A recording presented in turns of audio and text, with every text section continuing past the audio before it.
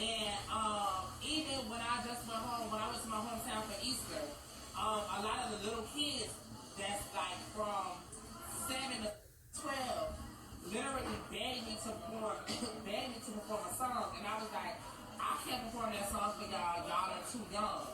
Y'all don't even understand the stuff that I'm rapping about. Y'all, that's not for y'all. And it was like, no, Santana, we love that song. The parents was like, me and my show, I show on YouTube all day. So I'm like, okay, whatever. It's the hood. It's the hood. I'm performing a song for them. Well, y'all heard the man. No shade, no tea. Y'all heard the man. At the end of the day, as a teacher, just listening into social media and social culture and being a teacher of young kids these days, he posted those kids that sent in videos. So when they got the recognition, some of them got some negative feedback and some of them got some positive feedback, like as far as their moves and stuff like that, and they swag. However, the negative was very disturbing. You had some people talking about, okay, that was cute, but not for my son. Okay, that was cute, but not for my daughter.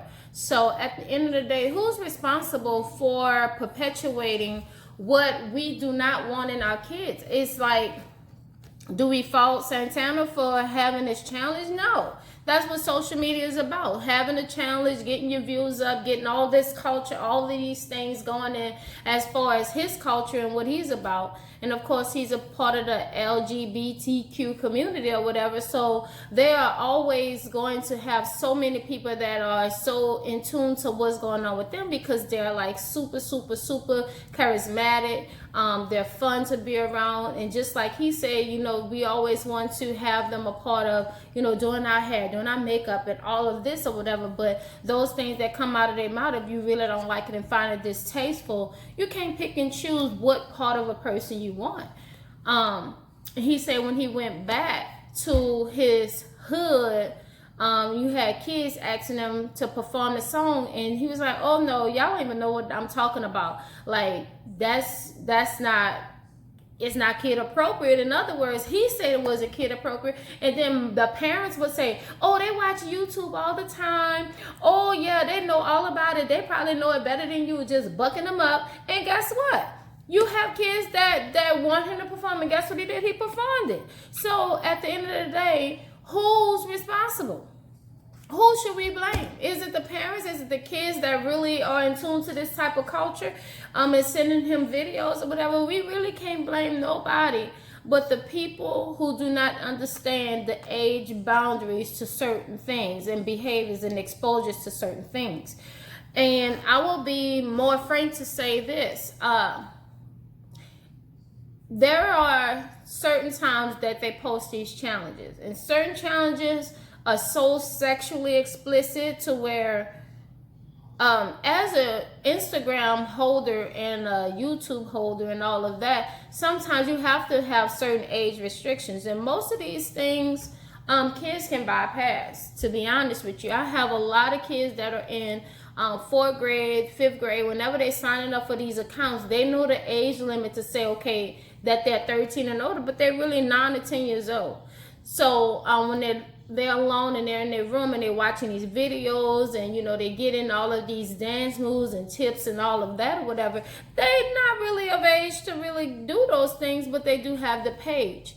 And at home, are we really monitoring what they're watching? I will be honest with you, I have a 4-year-old, and my 4-year-old, she watch her YouTube little videos, and we try to keep her on KidTube, but sometimes she make her little way on regular YouTube. And it's like one time she was watching some type of little video and she was dancing and stuff like that.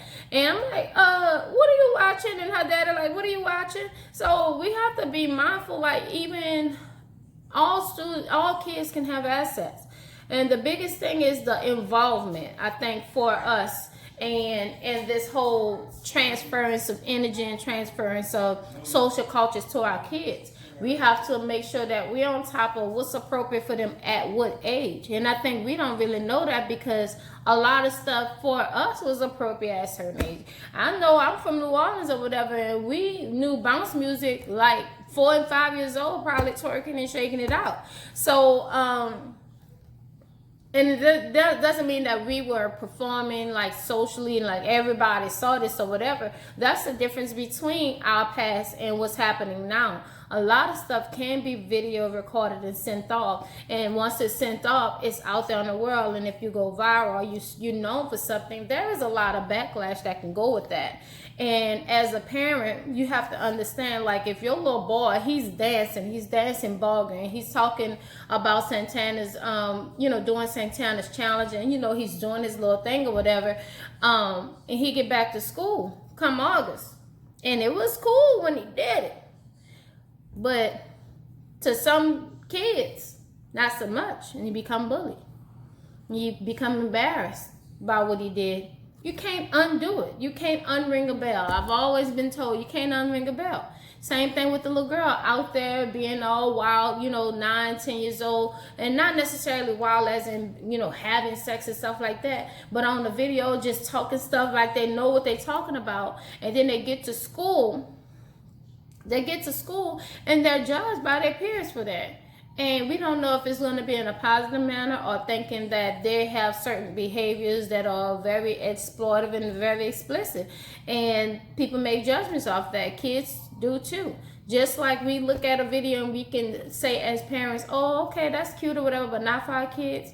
Kids can say, oh, you thought you was cute, but that's not for me. Push them off, outcast them out of whatever social context or whatever, because they think that person has certain type of behavior that they don't like. We have to be careful what we allow our kids, because we can speak for them, but at the end of the day, they're going to have to speak to their peers about what they did. And some of them going to think it's so great, so great. You got posted, oh, you got 1 million views. And then some like, oh, you got 1 million views being nasty. Oh, you got 1 million views being exploitive. Oh, you got 1 million views shaking. Oh, you got 1 million views or whatever. And you doing X, Y, and Z. But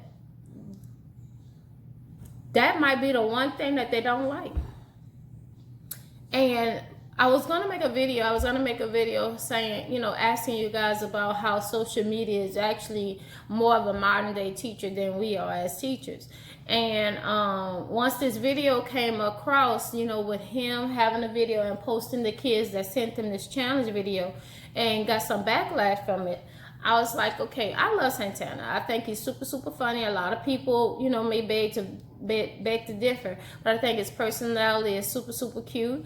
But as far as him having some sort of influence on any children, I don't even think that he's thinking like, I want to have influence over children. I think they're funny to adults, to the men that, he be getting, to the little chicks or whatever that be on the live and stuff like that. Talking to Carisha and do whatever he's gonna do, but I don't even think that he be thinking that what's happening is going into the minds of younger people. And even if it's going into the mind, what effect do it have on them socially at this time? Can they really handle any backlash from what they're doing?